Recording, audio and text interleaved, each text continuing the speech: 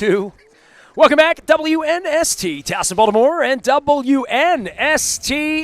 We are on the set in Miami Beach in Radio Row, at the Convention Center here. We have the 49ers and the Chiefs and my little Raskin Global lip balm. And I tried to get this guy on earlier in the week. I saw this was going on, and you're coming around. I'm like, yes, I want to talk to Lofa Tatupu. I want to talk about his dad. I want to talk about football. I want to talk about the Seahawks and Earl Thomas and the Ravens and all that stuff. But you're here for Zone In and talking about being a player and being a former player, right? It doesn't feel like it's long ago that you were here trying to be a part of this, right? Absolutely. Thank you for having me, fellas. Yeah, here beyond on behalf of my company, Zone In CBD, and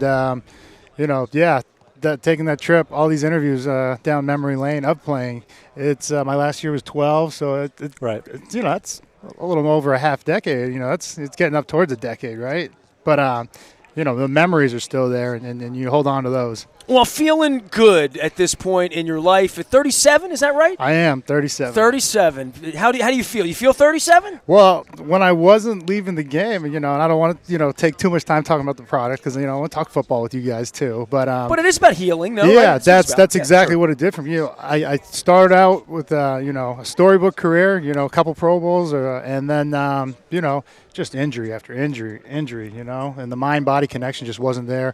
Wasn't able to do the things that I was accustomed to doing at the level at which I, always wanted to do it. And so, really limped away from the game. And 10 surgeries, 15 concussions, those things just mounted up. Well, let me say that again. 10? 10 surgeries. 10 surgeries. Yeah. Tell us about your 10 surgeries. And when did they start? College? No. I had college. I had 2 scopes in college, another 3 in the league on my knees. Torn ligament in my ankle. That never got fixed.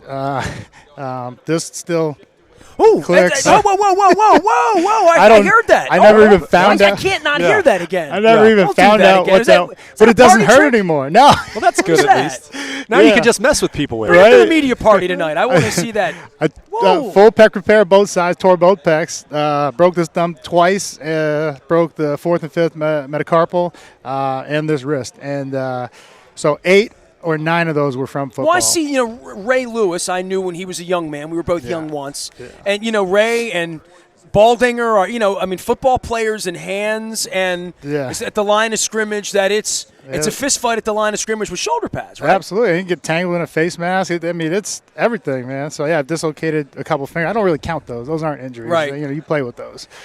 Well, you're interesting to me in that, you're from a family of football players, right? Yeah. So, thoughts about that and how that shaped your desire to want to do this and watching your family do it? I think it gave me a leg up on the competition in terms of, I've been there before. I grew up in a locker room. I went down to the field, so I had the vision of what it looks like and at the old Schaefer Stadium.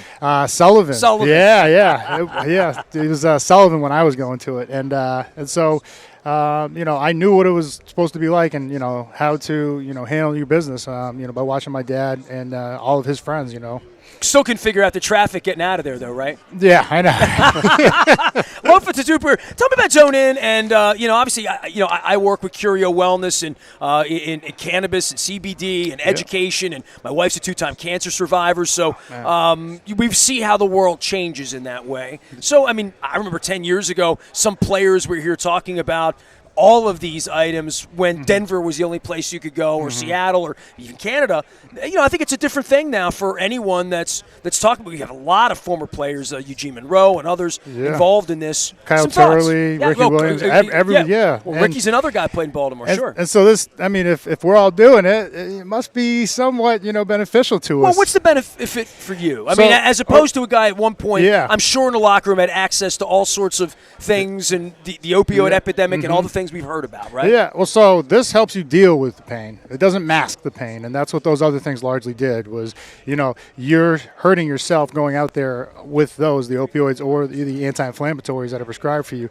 Or this one, I feel like I'm moving more efficiently. I feel young again. Cognitively, the problems I was having with memory loss and short-term memory, focus, and concentration. People around you see that? The people, your loved ones in the inner circle. Well, what was easiest to see, I got up to like 275 pounds when I was coaching. I was coaching with the Hawks for 2 years, and I was about 270, 275. 282 was the heaviest What did you play at?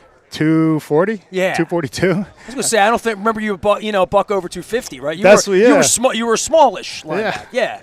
I guess if you want to say that. Well, but I mean, you weren't the 275. No. You weren't rolling away Suggs or some of these other guys getting up the line of scrimmage. But they're also over 5'11". So sure. But so yeah, and then big things come in small packages. Absolutely, amen. Tell people that my whole life. But within weeks of taking full spectrum oil CBD, I just started to feel young again, and mostly it was mental. Mm-hmm. And the body's going to follow whatever the mind says to do, and like that voice came back like, yo, we could do this. And I was like, what? I was like, I haven't heard that voice in a while. And just started going back to the gym. And I feel better now than I had in any year of playing football. Well, you're not in a train wreck every week. I know, but I tell you, I know what it takes to get out there. I could get back out there. Now, I don't know how long I'll last, but I could get back out there. Well, Lofa Tatupu here for Zone In, and let's talk some football, man. I mean, you watch the game, you play the game, Lamar and Mahomes and, Deshaun Watson, these guys are changing the game, especially for guys that play a position like you, that's one thing you didn't have to worry about Peyton Manning, like getting out of the pocket and running on you for the most part. Yeah. Or Tom Brady. Yeah, and then, even the no-look passes, by Mahomes, I don't know how you defend that, but on top of Lamar, I went to that Seattle game, and it was just like, man, like, what do you do? Even if you take an extra defender to spy him, and then, he can throw for 5 touchdowns because we've seen that. So it's definitely defensive coordinators have their work cut out for them going against those guys. Do you think it's a case with someone like Lamar, and you played at an era when Michael Vick played, if you haven't seen that guy, I equate it all the time to that pitcher in baseball who throws 100 and also has a 91-mile-per-hour slider. First couple times you go up there, you don't have a chance. Is it a case where some of these teams now, as they see Lamar, they see this Ravens offense, that maybe they have a little bit more of a chance, or is he just that special in your mind? What they lose 2 games? Yeah. And in September. And then the one in January. Okay, yeah, and that one. Yeah. But I'm just, it doesn't look like many people have solved, that puzzle. But phenomenal athlete. I know going against Michael Vick was, no easy task. We always had a spy on him with Leroy Hill, our fastest linebacker. Well, it makes everything about prep that week different. Absolutely. You have no help anymore. You're rarely sending pressure. You got to get pressure with 4 because if you burn that zone, they're finding those zones. That gets when you send an extra player, they're finding that hole. So it's. You got to spy with one guy and hope the 4 gets there, and you have no help in coverage. You are man-to-man by yourself on that after that. Do you not recognize it to some degree, or does it look more like college football when you look at it? Yeah, it is. It is very different than the game that I was forced to play. And even Mike didn't have the read option, he had a little run-pass option towards the end of his career, but he didn't have the read option with his speed. It would have been – I can't imagine what that would have been like. You miss it, the game? Or, when you – no? Yes, yeah, a little bit? Just Sundays. Just Sundays. That's it? And Monday nights, and I guess Thursday nights too. You don't like the Thursday night games, though. Yeah, but no, I do not miss practice. And sorry to all my coaches out there. Yes, I loved playing football, but, that the week of prep, and that's what a lot of people don't understand, how much goes into it, is it's mind, body, and, emotion. It's intense. Now, your last year in Seattle was Earl Thomas's rookie year, I believe.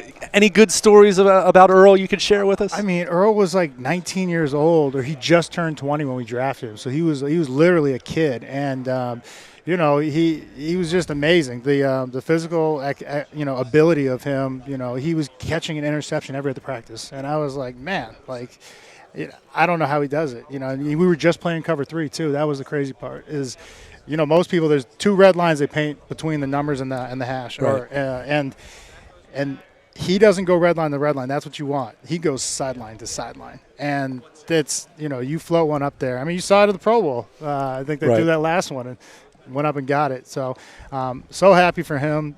Great teammate, and I love Earl, man. It's interesting you mentioned the cover 3 because that was a big talking point when he got to Baltimore. The Ravens do everything. Yeah. They're so multiple, and to their credit, but he flat out admitted in the spring and even early in the regular season that he was still adjusting. And you saw him get some sacks this year. I mean, he was moving around, playing in the box. So this was definitely a change for him, and I think he embraced it as the year went on and he got more comfortable. It's like a challenge for him, right? Absolutely. And you take that on your 30s. You got to get out the comfort zone, right, to grow. And, you said he got some sacks this year, and every time we were even when I was coaching there, he was like, I'm going to get a sack one of these days. He's like, hey, bro, I'm going to get that sack. You know how Earl talks. Well, I think he was talking about that earlier, too. Oh, yeah. That's a pretty good Earl. Yeah. Hey, bro. But, and just pound for pound, one of the most vicious hitters I've ever seen. And that's what I loved about him. I remember him making some big hits when we were out there on the field together in 2010. Well, at the end with the middle finger on the stretcher and going out, and then he comes back here. The Ravens really wanted him, and for a player to be wanted at that point in their and a big part of 14-2 and a part of the leadership that the Ravens lost when they lost Mosley, they lost Suggs, they lost Weddle. I mean, lost all of that and then won 14-2 this year. Incredible, right? And he's definitely a leader in his own right, and he does things the right way, takes care of himself, and he gives. I mean, you saw him chase. Was that Cousins he chased down in the Pro Bowl? Yeah, and they wanted to flag. It was like, hey, Earl only knows one way to play. And that's what scared us about the Pro Bowl. The Pro Bowl was the Ravens against the world. Hold your breath, no one gets hurt, right? Oh yeah, I know. I remember those days. Tell me what they can do with Zone In, how to find it, and just straight line. ZoneInCBD.com. This is what has largely helped put me back together, mind, body, and soul. And I've never felt better. And I just want to help people on their journey in health and wellness. And aim higher, feel better. Zone In is our slogan, man. Lofa Tatupu joining us here on behalf of Zone In. We're on Radio Row. All of our coverage brought to you by our friends at Royal Farms. I'm getting a lot of compliments on the Chicken Palooza shirt. Absolutely. People they don't know what Chicken Palooza is down here. So we had this other fried chicken. It wasn't Royal Farms the other night because we can't get it here. Also, our friends at Liberty Pure, keeping the water fresh and clean. And our friends at Sporticulture, bringing the cool little. We wanted to have the Raven helmets here, but who you got winning? I'm rooting for the Chiefs because I just love Andy Reid, and Suggs is there, and but Andy Reid more than really, and Dave Tobe, some guys I know a little bit, and I think Andy's one of those guys that I want him to win. I want him. I want to see what it looks like for him to hold the trophy. I think it would mean so much to him. Absolutely, he's touched so many players. Yeah, he's incredible coach, incredible person. And who you got winning? I got the Niners winning, unfortunately. Defense, man. Well, defense, right? That makes sense. This guy gets me. Defense wins championships. They never change, Ball player's always a ball player. We're on Radio Row. It's Miami Beach. Luke and Nestor back for more. We are WNST.net, AM 1570, and WNST Talent.